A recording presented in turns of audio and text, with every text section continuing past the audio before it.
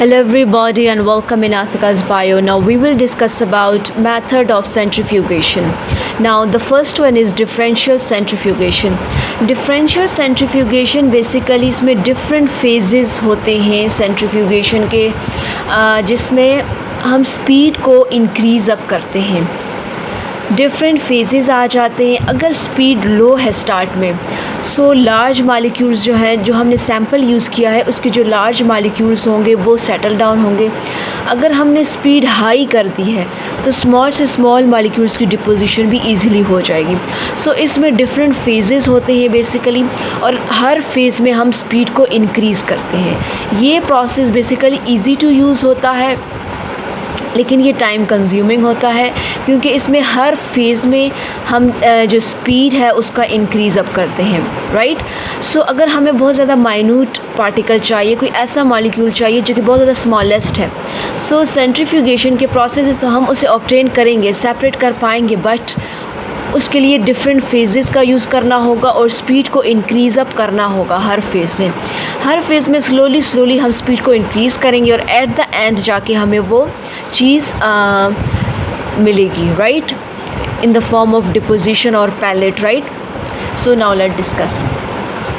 The simplest form of separation by centrifugation is differential centrifugation. यानी जो centrifugation की simplest form है basically वो differential centrifugation है. Particles of different densities or sizes in a suspension will sediment at different rate with the larger and denser particle sedimenting faster. So इस case में यानी जो पार्टिकल जो settle down होते हैं या पैलेट की जो फॉर्मेशन होती है वो तब होती है जब हमारे पास लार्जर मॉलिक्यूल्स जो है वो सेटल डाउन होते हैं. लार्ज मॉलिक्यूल की डेंसिटी थोड़ी हाई होती है तो वो जल्दी सेटल डाउन हो जाते हैं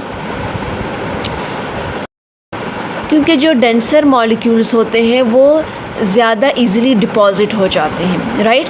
सो जो लाइटर पार्टिकल है जिनकी डेंसिटी कम होती है वो फ्लोटिंग करते हैं और वो सुपरनेटेंट बनाते हैं.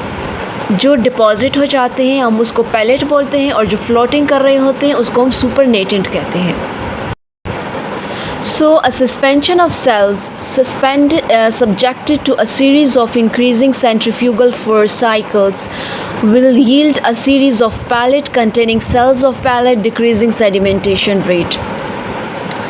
अब वो पार्टिकल जो कि सस्पेंशन में है, suspension of cells, for example अब हमने किसी टिश्यू को एज अ सैम्पल यूज़ किया है तो उसके जो सेल्स होंगे जो कि सस्पेंशन में होंगे मींस कि जो कि सॉल्युबल नहीं होंगे, जो कि फ्री फ्लोटिंग कर रहे होंगे, फ्लोट फॉर्म में होंगे.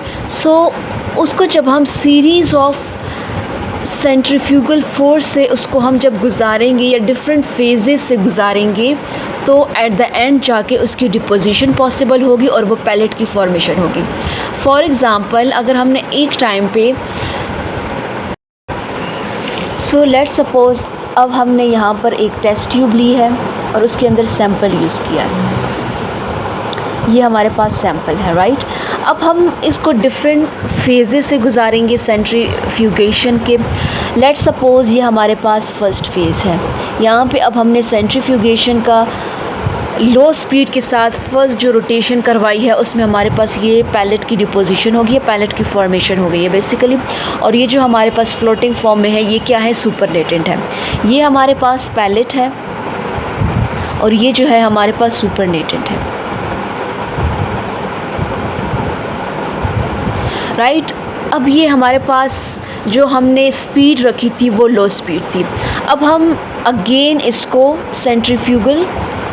सेंट्रीफ्यूगेशन के प्रोसेस से गुजारेंगे. अब यहाँ पर सुपरनेटेंट थे वो यहाँ पर आके पैलेट की फॉर्मेशन करेंगे. हायर डेंसिटी जो है वो डिपॉजिट हो गई है जबकि लो डेंसिटी फ्लोट कर रही है. अब इस केस में हमने पैलेट को रिमूव कर दिया, पैलेट को हमने अगेन नहीं डाला. अब ये जो मीडियम है हम इस मीडियम को अगेन टेस्ट ट्यूब में डालेंगे, दूसरी टेस्ट ट्यूब में, और उसको रोटेशन करवाएंगे उसकी. अब इस केस में जो सुपरनेटेंट था अब उसने पैलेट की फॉर्मेशन कर दिया इस केस में क्योंकि यहाँ पर उसकी डेंसिटी लो थी. लेकिन जब हमने उस मीडियम का यूज़ किया इस सैम्पल का यूज़ किया, इस पोर्शन का बेसिकली जब हमने यूज़ किया तो वो मटेरियल जो कि इस टाइम पे फ्लोट कर रहे थे उसने डिपोजिशन स्टार्ट कर दी, तो पैलेट की यहाँ पर फॉर्मेशन हो गई, राइट। अगेन अब यहाँ पर जो हायर डेंसिटी थी वो यहाँ पर डिपॉजिट हो गई, अब जो लो डेंसिटी थी वो ऊपर बनना स्टार्ट हो गई, यानी न्यू सुपरनेटेंट की फॉर्मेशन हो गई है। अब हम स्लोली स्पीड को इंक्रीज़ कर रहे हैं, राइट। अब हमने अगेन जो हमें डिज़ायर कंपोनेंट चाहिए हमें, तो वो हमें कब, डिफरेंशियल सेंट्रीफ्यूगेशन के केस में अगर हमें कोई माइन्यूट कंपोनेंट चाहिए, कोई मॉलिक्यूल चाहिए, तो वो हमें एट द एंड मिलेगा जब हम उसको सीरीज़ ऑफ रोटेशन से गुजारेंगे। सो इस केस में जो सुपरनेटेंट था हमने उस पोर्शन को इस केस में रखा, इस टेस्ट ट्यूब में रखा और अगेन उसकी रोटेशन करवाई, सेंट्रीफ्यूगेशन करवाई।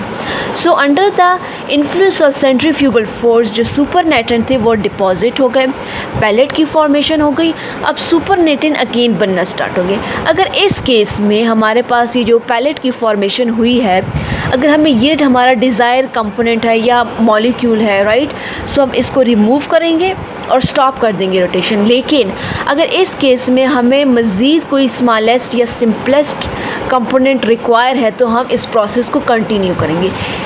डिफरेंशियल सेंट्रीफ्यूगेशन के केस में बेसिकली ये फेजेस ऑफ रोटेशन होती है या फेजेस ऑफ सेंट्रीफ्यूगेशन होती है, इसमें डिफरेंट फेज होते हैं, डिफरेंट फेज़ होते हैं, पैलेट की फॉर्मेशन होती है, सुपरनेटेंट की फॉर्मेशन होती है। लेकिन जो डेंसिटी ग्रेडियंट सेंट्रीफ्यूगेशन है उसके केस में क्या होता है, बेसिकली एक ही टेस्ट ट्यूब है, एक ही टेस्ट ट्यूब में डिफरेंट लेयर्स बनेंगी, डेंसिटी के बेस पर डिफरेंट लेयर्स बनेंगी कंपोनेंट की।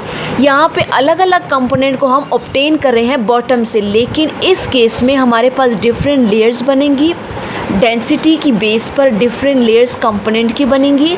और वो क्यों बनेंगी, क्योंकि जब उन मॉलिक्यूल की डेंसिटी सराउंडिंग मीडियम की डेंसिटी से मैच कर जाएगी तो वो कंपोनेंट या मॉलिक्यूल अपनी पोजीशन पे स्टॉप कर जाएगा, एक स्पेसिफिक पोजीशन पे स्टॉप करेगा। जब उस पोजीशन पे स्टॉप करेगा जब उस कंपोनेंट की डेंसिटी सराउंडिंग की डेंसिटी से मैच कर जाए, इसीलिए अब उसे हम डेंसिटी ग्रेडियंट सेंट्रीफ्यूगेशन कहते हैं, क्योंकि हमें टेस्ट ट्यूब में डेंसिटी की बेस पर जो कंपोनेंट है वो हमें मिलते हैं या हम ऑब्टेन करते हैं। Understood.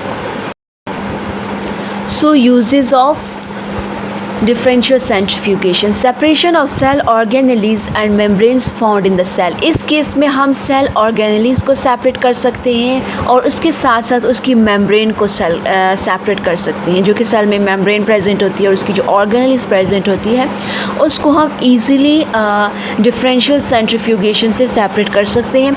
It can be used for low resolution separation of nucleus. It can be used for low resolution separation means कि जब हमें हाई रेजोल्यूशन रिक्वायर नहीं होती, कोई ऐसा कंपोनेंट रिक्वायर हो जो कि ईज़िली सेपरेट हो जाए, तो वो हम आराम से डिफरेंशियल सेंट्रीफ्यूगेशन से सेपरेट कर सकते हैं। लेकिन अगर कोई हमें ऐसा कंपोनेंट चाहिए जो कि ईज़िली सेपरेट आउट नहीं हो सकता, फॉर एग्ज़ाम्पल राइबोसोम्स जो कि स्मॉलेस्ट है, सो इस केस में हमें सीरीज़ ऑफ रोटेशन करवाना पड़ेगी, सीरीज़ ऑफ सेंट्रीफ्यूगेशन का प्रोसेस होगा, स्पीड को इंक्रीज़ किया जाएगा और एट द एंड जाके हमें डिज़ायर कंपोनेंट ऑब्टेन होगा, राइट।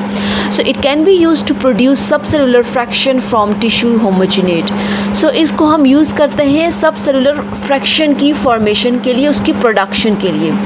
टिश्यू का जो होमोजिनेट होता है उसकी जो सबसेलुलर फ्रैक्शन को ऑब्टेन करने के लिए हम इसका यूज़ करते हैं। Now density gradient.